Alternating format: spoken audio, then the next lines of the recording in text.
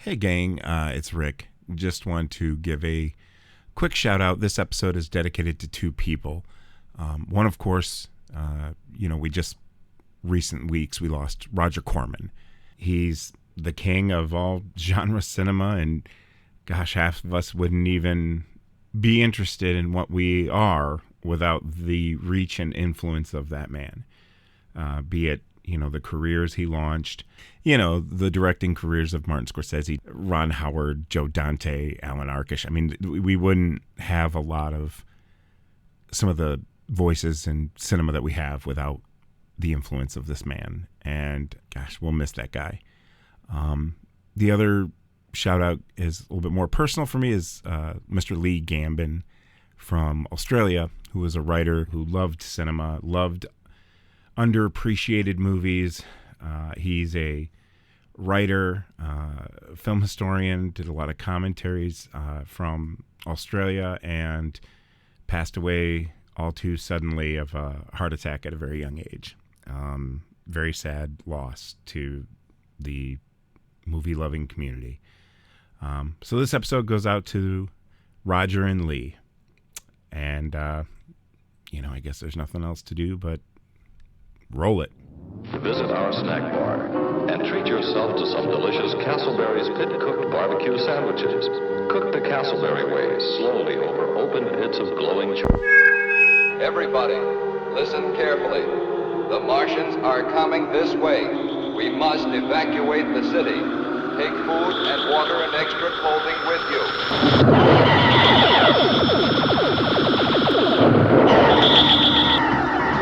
You are no longer in control of your listening device. Can't you see that you're at the mercy of every element of the universe? Rick and Ryan will take you on a science fiction cinematic journey into the post-atomic space age.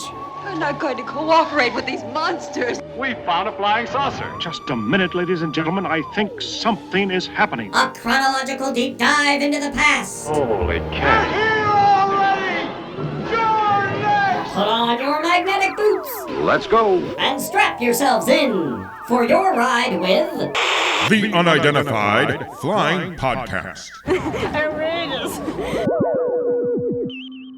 All right, this is Rick, and I'm here on the Lexa Proteus 4, and we're bringing you another episode of the Unidentified Flying Podcast. Ryan, how are you today?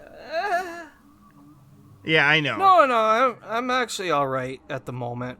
Here we are flying through the cosmos, watching these movies for all of you, and we've got a new one. Where are we at, Rick? We're still in 1951. We're in 1951. Are we halfway through 1951 yet? I think we're like 2/3 through. Because I'm looking at the ship's log. We've got 8 more to cover. How many have we covered? I've lost count because time means nothing to us now. Nope. So. Yeah? So the first one was... Shut up! So the first one was Two Lost Worlds. So just so everybody knows, Rick has a little bit of the space madness right now. So just bear with him.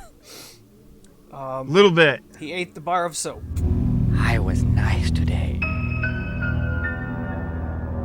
Then it's Dr. Drake's Duck.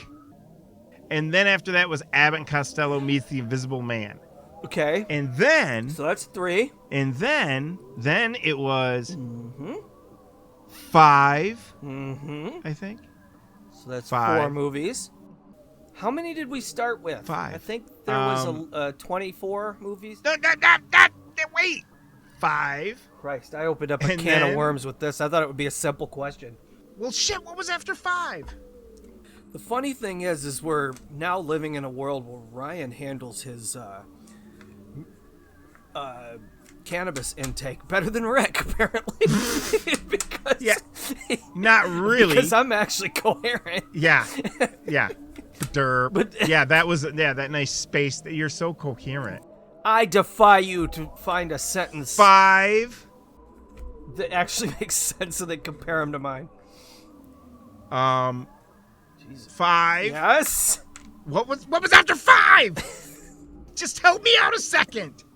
It doesn't have to get this difficult. Just be like, oh, it was that movie. And I'll be like, yeah, that one. I don't remember. That's why I'm asking. Oh, well then, yeah. Oh, let's rewind back. Letting your sentences make sense. Fuck off. Anyway, 5, and then... I can't wait to listen to this later. Okay. No, what is it, though? The God Thing, damn it. I think. No, it wasn't. Hey. Oh, we skipped it. We're not even at 5 yet. We're not at 5. Okay, 5's later, because first is Man from Planet X. Oh, yeah. So anyway, how many then movies? The Thing. How many movies? And then 5, but what came after 5? I don't think we did any since then. I think that's it. No. Yes. No, there was the Serial, asshole. Oh, yeah, Lost Planet There was the Airmen. Commando Cody one. And then after that was... Yeah. The funny thing is, I just wanted to know if we were halfway through the year yet. It's the Mr. Coat's White Man, or Mr. Man in the White Coat, or whatever. I need to have a hit of whatever you had. I want a hit of that. I'm calm. I want my cigarettes. I know, that's what you sound like. I want my cigarettes. Would someone give him a goddamn cigarette? You can just have your cigarettes if you wanted to. Jump up in the air and stuff that son of a bitch in there, Chief. We've got about 8 more movies to go, and we've watched 10. So, So we like I said, 2/3. Yeah. That's not bad. I was on the money. The mission is clicking along. Yeah. We already have 1 year under our belt. Well, yeah. And I was thinking, 'cause that's a short year, because we should do it at the end of every year, but we can lump 50 and 51 in, but we should do awards like best douche and best like spaceship and best rocket launch, and I was thinking at the end of the decade we do a big long But that's huge. That we want to do. No, you got to do mini bosses before you get to the big boss. You do 10. You know that. You play games. 10 nominees for each category. Well, we haven't been keeping track of that stuff, dude. We should have.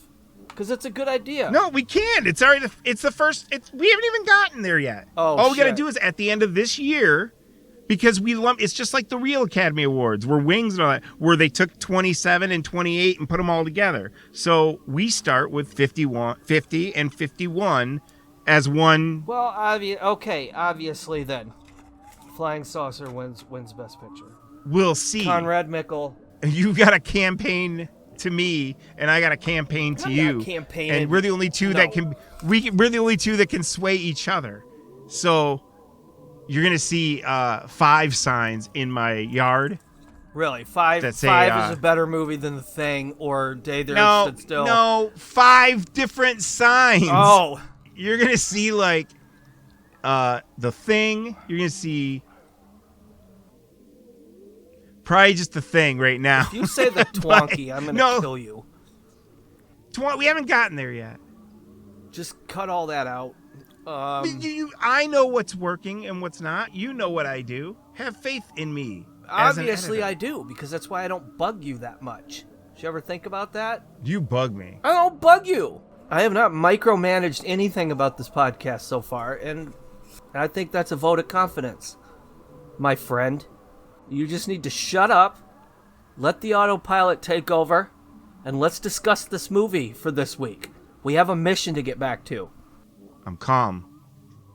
So, tell us, Bert, or whatever the fuck it is. What? Botfried. What is our mission this time? Dr. Botfried? Lost Continent! That's right, Bot Buddy. It's Lost Continent. Released on August 17th, 1951. Eh? See, we are halfway through the year, sort of. No. Because that was... What month? August is the 8th month. But anyway, we're getting there, folks. We're 2/3 through. We're getting there. It's directed by Sam Newfield, written by Orville H. Hampton, Richard H. Landau, with a story by Carol Young. Starring Cesar Romero, Hillary Brooks, sort of, Chick Chandler, Sid Melton, Hugh Beaumont, John Hoyt, and Aquanetta, sort of. And her chubby boy, right? Sort of. Sort of. Yeah, didn't he have a name? No, I don't know. Kokumo? So, Lost Continent tells the story of monsters in a land that time forgot. Sort of. The natives of the island haven't forgotten. They know all about what goes on that mountain. Yet it's still lost to the white man who comes from Washington, D.C., or wherever these guys are from. I'm kidding. They're with the Air Force. And they're tracking a lost experimental atomic rocket which crashed somewhere in, I'm guessing, the Pacific Ocean, because this is a tropical island and they don't really have... It's somewhere lost. We don't really have tropical islands in the Atlantic Ocean. So, anyway, they lost it. I guess I've never thought of that, but that's true. Rick Reed, everybody, was not paying attention during geography. Continue. So, 3 scientists are joined by 3 Air Force men in a plane trying to track down this atomic experimental rocket. That crashed somewhere in the ocean. We've had a lot of rockets in this show. Once they get on the island, they discover people. Well, 2 people and a guy dying in a bed. And what is the reason? Because they saw evil sky god. And they explain this to us in their very racist, stereotypical islander stilted speech. Firebird fly over village. Send out flame and smoke. The rocket. It must be the rocket. We're in luck. Earth tremble. People frightened. Everybody die and leave. But we stayed back behind because... My father hurt. Brother and I stay until he die. Does any of that make sense? No, but she shows them, the scientists and the Air Force guys, how to get to the Taboo Mountain. The Taboo Mountain, of course, is where the fire god supposedly landed, but the scientists, the smart guys they are, realize what she's talking about is the atomic rocket! If you show us where this Firebird came down, we can break its spell. It'll never fly again. You sure? Your people can come home and live in peace again. I show way to Sacred Mountain, but it is taboo. You will not come back. Silly natives.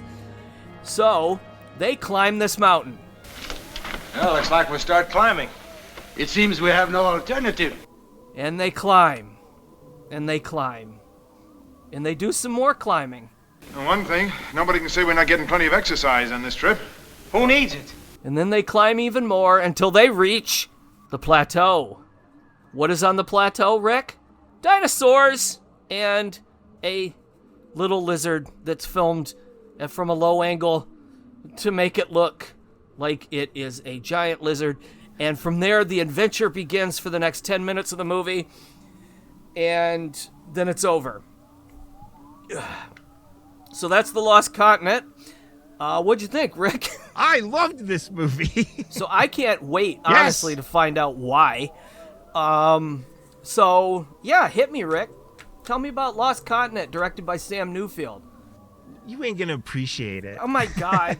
No, all right. Seriously. Okay, first of all, it's kind of Dirty Dozen going after dinosaurs. Even though, although they're not really all that dirty and mean, but there's only like 4 of them, but still, it's like there's 6. Man on a mission. So half a dozen. You got half a Dirty Dozen. No, it's not even that. It's like 4. No, there's 3 of them. There's 6 of them and one. No, there's 5, and then dude, there's 3 Air Force men and 3 scientists. Okay, so it's half a Dirty Dozen meets dinosaurs, and for a movie, for all the movies that we've had, like 2 Lost Worlds, I'm looking at you.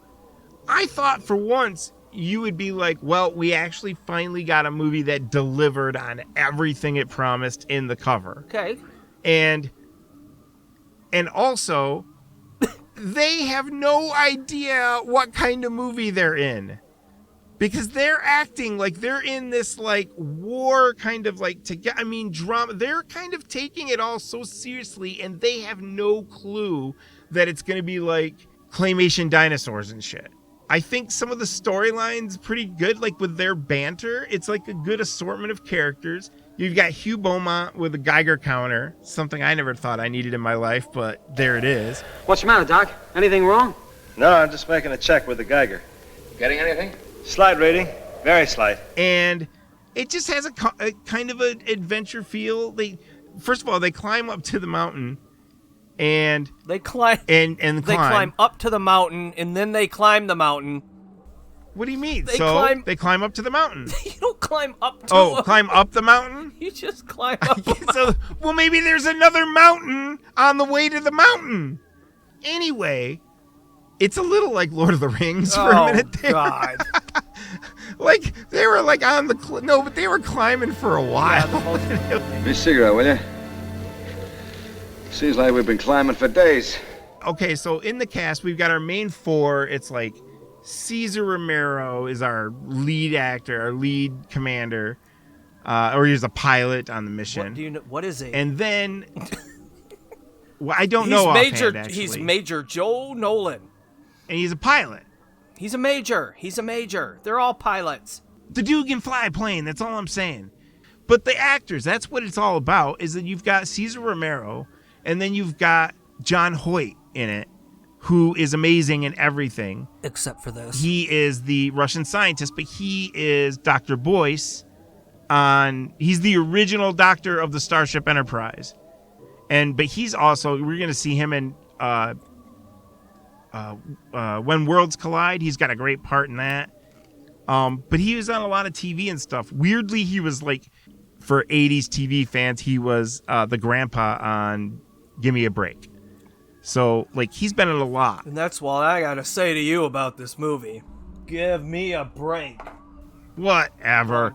Anyway, but Sid Milton, he's the real funny guy with a real scrunched up face. He's a little like a Joe E. Ross from Car 54, but he was Sophia's husband, and whenever they do like Sicily, like flashbacks on the Golden Girls, he was her husband, the gangster, Salvatore. So like he's just got a great face. And Hugh Beaumont, come on, Mr. Cleaver. I know who he is. I know you love Mr. Cleaver. My thing I wrote down in my notes about Hugh Beaumont in this movie is that from the side he looks just like singer Chris Isaac. I can see that totally. Yeah. So every time he turned his head, I was, oh, a good thing to do to make me dream of you, 'cause I can't find this rocket ship. Wow. He looks like, that's all I got to say about Hugh Beaumont. He kind of looks like Morrissey. No, he's got the Morrissey hair, but he looks like Chris Isaac. Yeah. He's got the same nose. But anyway, I love Hugh Beaumont. Hugh Beaumont. He's great. He's like the best TV dad. But nah, that's Cosby, dude. They all got yeah. Okay. You know what? It's silly.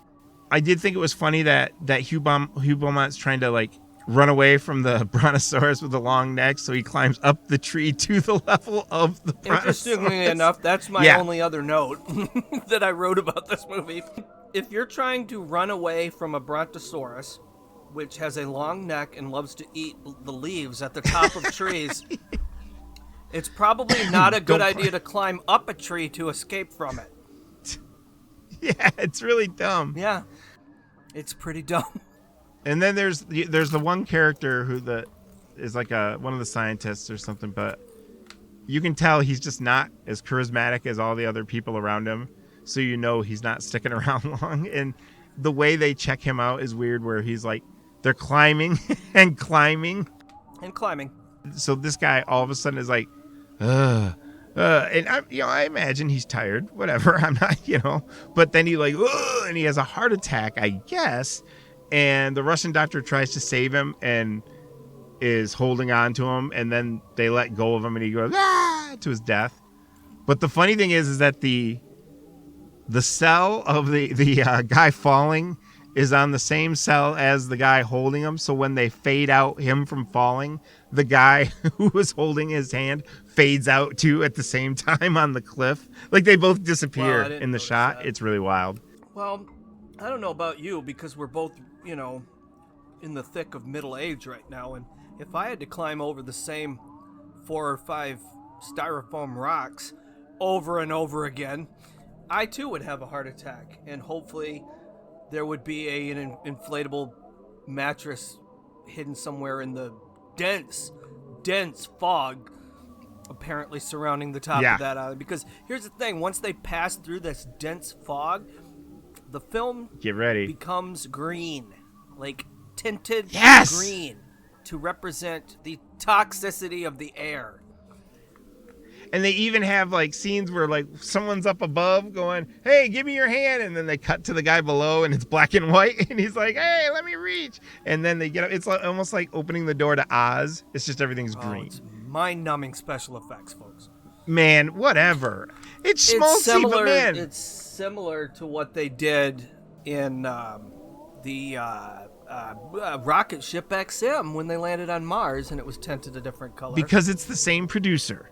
And that man is Robert Lippert, because he is the guy who saw in Life magazine about the Destination Moon movie and rushed Rocket Ship XM into production. So he was known for that schmaltzy stuff with the color tinting and whatnot. Because, he did the same thing. And also, the blast off of the rocket, all that stuff, the opening shot, it pretty much is Rocket Ship XM.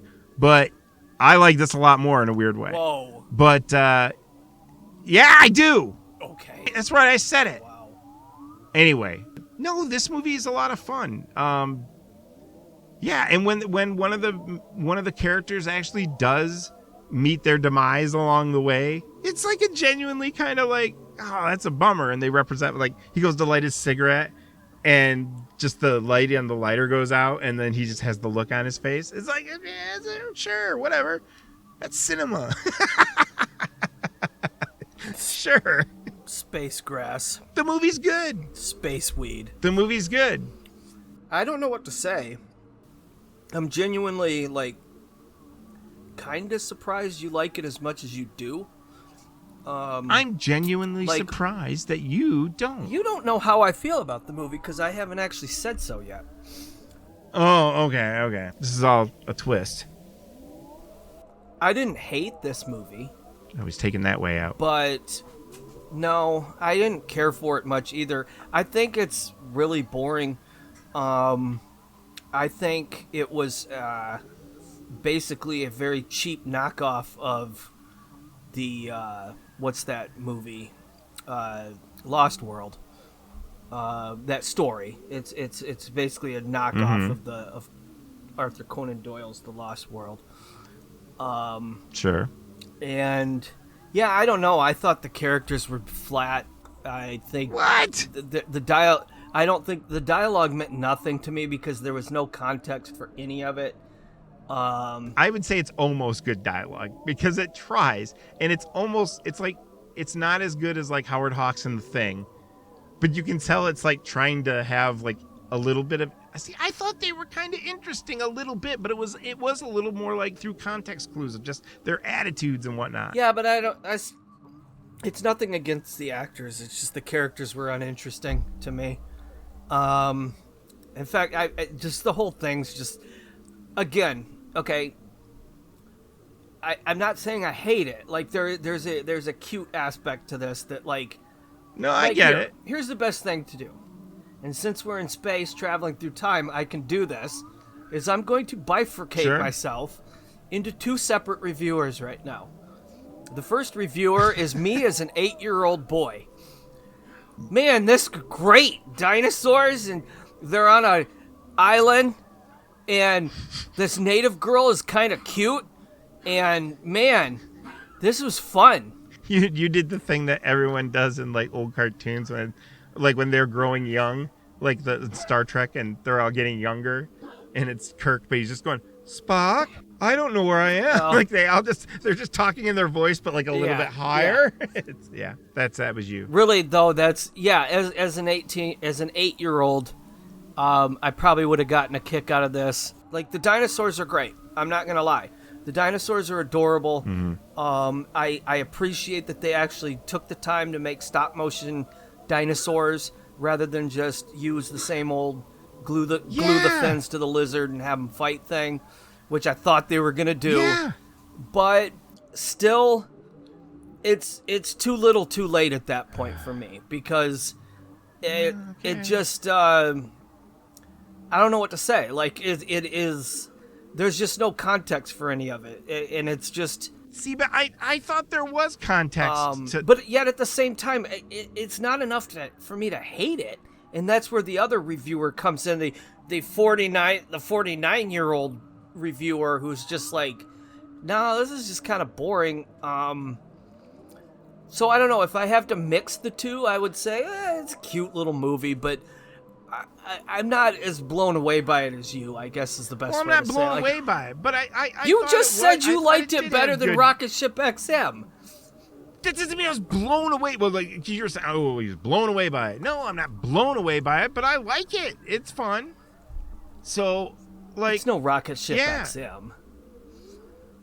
I don't know about that. See, I thought the conversations were good and had little moments in it. Like, seriously. Just because I can't remember any of them doesn't mean I'm lying. Nothing about... It was just a whole lot of, oh, you got a wife? Yeah, I got a wife. No, he don't got a wife because he just likes to... He's just a womanizer. Really? Yeah. Well, okay, and what about you? And then and it's just kind of like, oh yeah, the guy with the Russian accent, of course, is got to be he's the suspicious one, because this is a Cold War movie, and let's just throw in some subplot about how he escaped from a where is Mr. camp. When I watch a movie, I just go with it. There's air on the moon. I just go with it. No, that's different. I love the dinosaurs. Okay. So yes, I accept that they're on an island with dinosaurs at the top of a mountain that they had to climb. They had to climb up to a mountain to get to. And that's fine. I accept all that. What I don't accept is just these boring guys talk about stuff I don't care about. Just give me more dinosaurs. But they don't give me enough dinosaurs. So you've said. They give me 20 minutes of them climbing the same styrofoam rocks just from different angles. Okay. And then the first 20 minutes of the movie is just a lot of pointless banter and of what I thought were very stock characters. Like, there's nothing interesting about any of them. Yeah.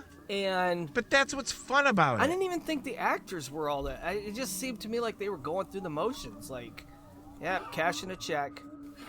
Of course they were, but still. Well, all of it has to do with the fact that they're working for Sam Newfield, who is probably the most prolific filmmaker of all time. He has like 300 some credits to his name, but B, he's also probably one of the most boring filmmakers of all time. And I could say this because I think about 3 years ago, I watched a Sam Newfield movie at least once a week. I had watched a couple on accident, not knowing they were both by him. And then I looked on my Letterboxd stats, and he was my #1 watched director for the year. And I was like, well, shit, now I got to watch even more Sam Newfield movies and get. Now you're on a quest. Now I get him up there, just 2. That's not good enough. Yeah. So I watched a bunch. He did a bunch of like cheapy horror movies with George Zucco and John Carradine, which they're great, they're fine, but they're really low rent. Kind of real low rent cheapy movies. Like, these are just basic grindhouse B movies of their time that are just, I don't know, entertaining. He's not exactly he was basically I'll direct anything you pay me to kind of guy. So he did westerns, he did just like Ronnie Solid Howard. He does crime films. He did pretty much any genre. He used several different pseudonyms. Some of those pseudonyms Fred Olen Ray used as homage to Sam Newfield. So that's just how much. And I think you know what? He's the Jim Wynorski of his time. There we go. That's basically what he is. I can see that. He just knocked out anything. Anything anybody would hire him to direct, he would direct it, But no, he did. He was very prolific. He's probably the most prolific director ever. Like, he seriously made like 300 features, several That's crazy. one reels, several cartoons, like he just did tons of stuff, but yet there's nothing noteworthy about any of them. So it's fine. I don't dislike Sam Newfield. I don't groan when I see his name in the credits. But I also don't have very high expectations. So maybe that's it. I just was like, here, it's a Sam Newfield joint. We're going to get some dinosaurs. Oh, hey, we actually got some dinosaurs. Cool. Oh, now they're just back to doing something else. And, you know, what's up with the natives on this island? Because I like how anytime in these movies, white people discover something and it's like, wow, a lost continent. No, it was there. You just didn't know about it. They lived there. It's all... They knew how to speak English. Here's the other funny thing, is this is supposedly some lost, never before heard of place. And the first thing Aquanetta's character does is, I learned English from the missionaries up on that hill. So that's right. So somehow... So it's been... it had an expedition. There really isn't a lost continent in this movie. It's just like... See, I thought we had one, but because that was a lost rocket. No, and they were that would have been a better name. You know, it was a lost world. Well, the lost world, or the lost continent, was on top. Of the mountain. That's the continent. But that's what they ripped off from the Lost World, because that's what the dinosaur kingdom is on top of a cliff in that story. Then it's still delivered. Lost continent. No, because it's not a lost continent. Even if she lives below. Island. But she lives below. It's an island, for one thing. It's just an island. It's a volcanic island, and there's already people on it, and there's people on it to the point that there's actually missionaries on this island educating the people. So this is really, a silly name for it, I think, because it's so obviously riffing on Lost World is what it is. It's misplaced continent.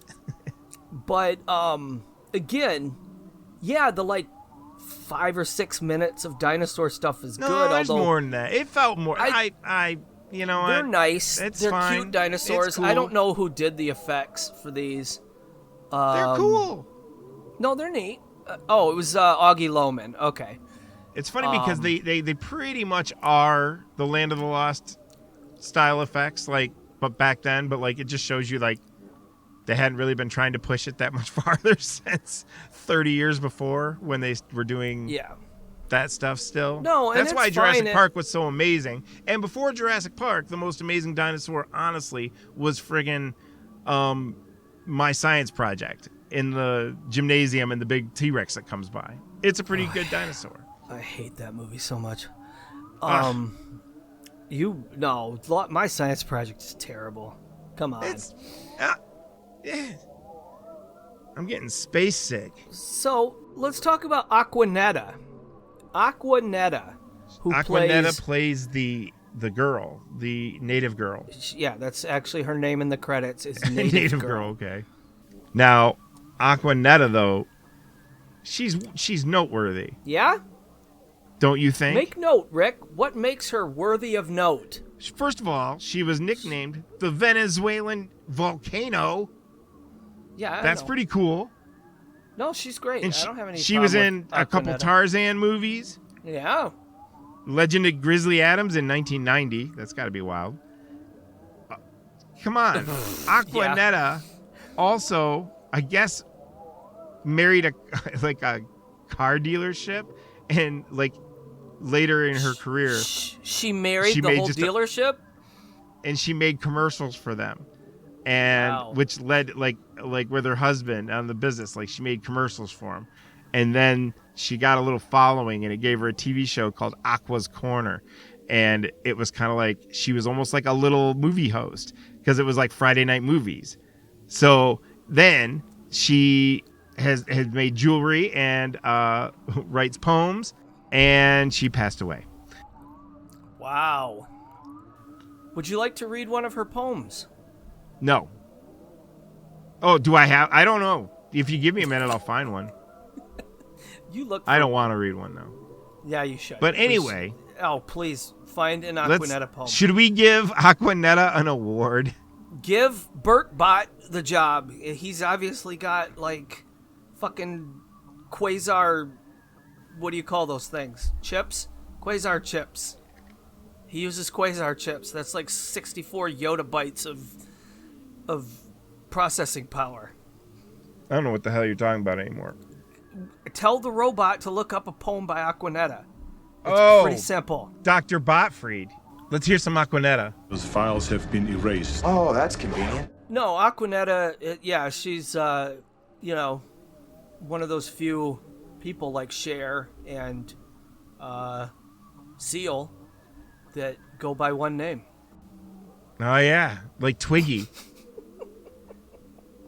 There's Twiggy. Or Leon. Remember Leon from Cliffhanger? No. The actor Leon? No, I don't remember Leon. You don't remember Leon? No. Okay, then there was, obviously there's Elvira. That doesn't count. That's a character already. She went by her name's not Oh, yeah, Elvira. that's true. She did. You're right. So You're Cher right. is Cher. Strike Prince? No, I don't know. Bono. So Aquanetta is in. Yeah, wait a minute. What is Bono's last? Is that his? Oh my God, I can't even think of it anymore. John? Is it John Bono? No. What is his name? It's not John Bono. What is his name? He's the Is it just Bono? I thought he had another. He does. He has a real name. Yeah, but I don't know what his real name wasn't is. it used? But wasn't it used? Or has it always been Bono? He's always been Bono, just like Morrissey's always been Morrissey. It's not like Morrissey Smith? Okay, Bono's real name is Paul David Hewson. That's not what I thought at all. And okay, he goes so by Bono. All right, anyway, there was Bono, Cher. And Aquanetta and Leon. Twiggy. Leon. I can't believe you don't remember Leon.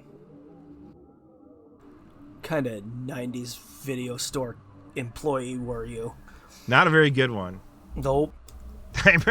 I remember one time, because Ryan was the manager, and probably one of the most angriest times Ryan's ever been with me. Yes. Oh, yeah. I know what you're about to say, when the too. lady walked up. I'm still mad at you about this, by the way. I was being lazy and didn't want to help her. She was like, I wanted to rent these out. And I go, yep, and that guy will help you right there. And I just turned and pointed to you standing there, and you had to take it, and then I walked away. What Rick's neglecting to tell you, I was the manager, and I was in the middle of counting the tills down. So I had 3 tills in my arms, a bunch of envelopes. See, this is revisionist. No, it's not. Because I'm pissed at you about this to this day. I had a bunch of stuff in my hands ready to start closing, and Dickhead over here was doing nothing.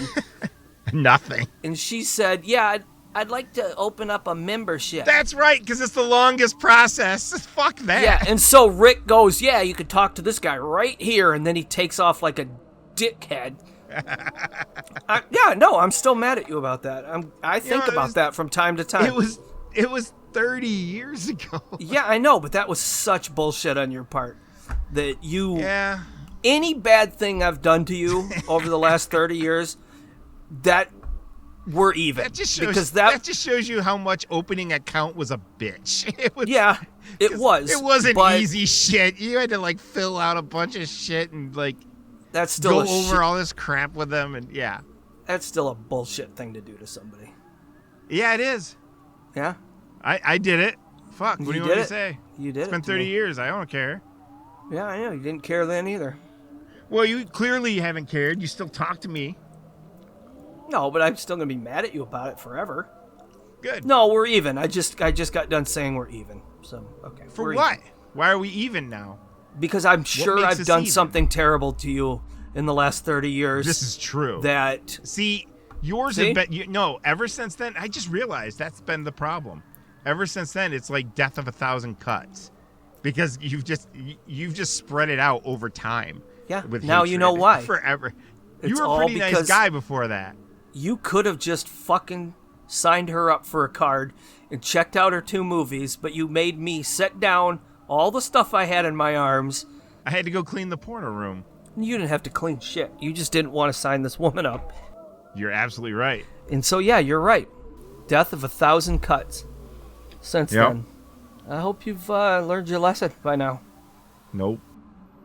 Where are we at? No idea what we're talking about anymore. I know something about Hillary Brooke. Great. Even though she's in the movie for like 2 seconds. Well, she was in us. the 1956. You don't care. She was in the 1956 Man Who Knew Too Much. Okay. But more importantly, her brother was in. He was the crazy old major, the head of the family on Soap. The old sitcom Soap. Boop, boop, doop, boop, doop. Great. Boop, doo, doo, doo, boop. You know, Soap. Okay. Good. You never watched Soap? So there you go. No, I never watched Soap. Oh, I did. Anyway.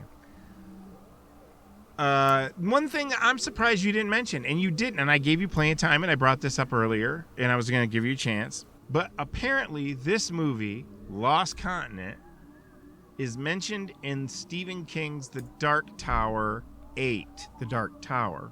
Is it really? Or is it 7? Or is 7, The Dark Tower, as a movie that scared the character Jake Chambers as a child and is used against him in a mind trap as his deepest fear. This Lost version Continent. of Lost Continent, because there is another one. Are you sure? I know, it's that's this a one? Hammer film. Well, it's not like I get my info off of the internet or anything, but no, you get it from BartBot. No, I get it because I've been around Hollywood. I know people, man. I got connections. Wow. But no, I got it off the internet. It's so if it's wrong, I don't know. But no, Dark you're Tower probably 8. right. I don't remember that at all. But no, that makes sense. I mean, King was nothing if not a child of this era of filmmaking, so it makes sense that he would, have this. But I don't know, it's kind of weird because there's nothing in this that would have scared me. So I don't know what the fuck Jake Chambers is all. Yeah, apparently he just about. didn't like dinosaurs or something, because that's the only thing. I don't get it either. Any awards? No. Would it shock you if I said no? No Hugo? No, nothing. It was No nominated Saturn? for. No, this is obviously a silly throwaway movie, and for that it's fine. I really have no problem with it. I'm just sort of surprised you liked it as much as you did, but that's cool. That's fine, because there's a couple coming up as we roll through this decade that it's probably going to shock you that I love. So that's fine. Just a little surprising. I'm glad I got your opinion on this. But I myself just was not blown away by it. I had a decent time watching it. I definitely liked the dinosaur stuff. And yeah, as with any of these movies we've reviewed, other than maybe Lost Planet Airmen, which I don't even count as a movie, I would buy like a 3-disc Criterion Blu-ray of Lost Continent good. if it came out. At least now we're getting somewhere. But at least we have that. I did say the same thing about Flying Saucer, so take that with a grain of salt. But yeah, no, the dinosaurs were great. They're great. Honestly, it's weird. I watched this last night and I can't remember anything else about it. Do you think the kid and the sister No, make it off the island? They all die at the end. Everybody on that island dies. But they're all apparently there are only 2 left. No, there's 3. Because remember, her dying father or brother is with them. Oh, well, sure, and he died before. Let's then. not forget all the missionaries up on that hill that taught her how to speak broken English. Well, they aren't there anymore. They went home. They didn't go home. They all fled when the fire god was seen in the sky. But why would the missionaries... means they went home. No, the missionaries would probably know that was just the natives being silly. It makes no sense. They fled. No, it does. They saw that. They saw. Maybe they saw the dinosaurs. Was like, shit. Let's get out of here. No, because nobody's ever gone to the top of Taboo Island except, and I'm surprised you didn't mention this because you were so enamored of those skeletons in 5. When they get to the part where they see the mist before it gets tinted green, and the guy goes, "Oh," and he starts coughing. He's like, "Oh, it's noxious poison gas." And Yeah, they show a poison gas. skeleton. There's a skeleton there, and the guy goes, "Oh, that's why no one comes back from Taboo Mountain." You didn't like the skeleton? Well, he's fine. It didn't. I was too into. You didn't notice it, did Aquanetta. you? No, I didn't. You didn't notice the damn skeleton. Mister, I thought the skeletons were realistic and authentic in 5. Never said that. So, Rick, we Yeah. have, it won no awards. And let's see here. If you are interested, this movie is currently streaming for free in SD, in beautiful SD. That's right. On Shout TV, DVD quality. I think I think it's available though. If I'm not mistaken, yeah, it was part of the Wade Williams collection on DVD. It has never been released on. We're past VHS. It's been released 2 times on DVD, and currently the second edition of the DVD, released in 2007, is going for $154.99 For the DVD? So, yeah, for the DVD. Hot. So if you better scoop that up, Rick. The VHS tape is only $19.98. I don't do that no more. The VHS tape is only $19.98, and for some reason, the DVD, the first edition DVD released in 2001, is only $19.73, which also is the year I was born. So for some reason, that 2007 DVD release is... I don't see what the big deal is. Okay. Looks like it's a Spanish version. Okay. So if you want the Spanish version, it's $155. I'm sure. Is Aquanetta? She's not Spanish. She's Venezuelan. Is there a Venezuelan version? No. I'm just telling you what's on Amazon. In case anybody like you is Lost Continent superfan. You know what always bugged me about Cesar Romero? Well, okay. Let's get into it. I'm just going to tell you. Is I thought it was really lame that he never shaved his mustache. Shaved his mustache? Yeah. No, I get it. It always bugged the fuck out of me. Like, especially when you watch Batman in, like, HD. HD, yeah. And his fucking mustache is just right there. And it's all painted over. It's all just caked. It's, like, caked with nastiness. Yeah. It's like you couldn't shave your mustache for this role. But I'll say this. It's amazing he did the job that he did, because when you start to see him more, like, before Batman in, like, serious roles...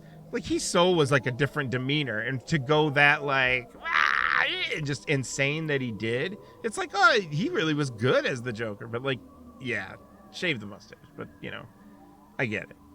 Whatever. It's just stupid. See, he's also the bad guy in, like, the Computer Wore Tennis Shoes movies. And all those movies? Yeah. There's 3 of them. How many Computer Wore Tennis Shoes movies were there? Well... Not counting the remakes, dude, like the ones they redid later in the 90s, but I'm talking about the original 3 is the Dexter Riley trilogy, which is Kurt Russell movies. So he's the villain in all those? Yeah, I think it might be all 3. It's at least 2. Those movies are great. I love them. So how many stars you give this, Rick? I will give it...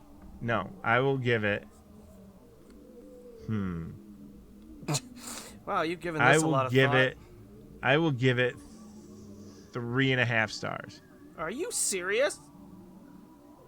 Holy Jesus Christmas shit. 3.5 stars. Okay, that's great. I give it 2.5. Oh, man!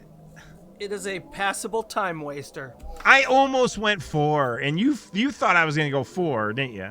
No. So what was so odd about me 3.5? You didn't think I'd give it 3.5? No. But it's good. It's fine. Okay, it's good. Great. Good.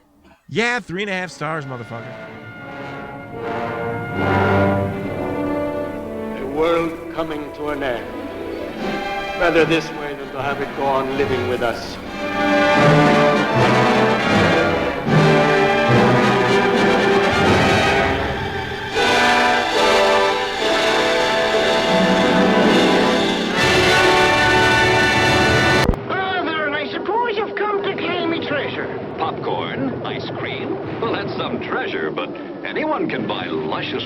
these at the snack bar. You don't tell me. This is Rick, and on behalf of the crew of the Lexaproteus 4, I just wanted to say thank you. The importance of you listening to our show is of extraordinary magnitude. So please like, share, talk about it to your friends, post a comment, anything you would normally do on social medias. You have our gratitude. If you write a review, we'll read it on the air. And once again, smash, hit, whatever the kids say, all the like buttons, and help us defeat Algorithm, the Dark Lord of the universe. Tune in next time when our mission is The Day the Earth Stood Still.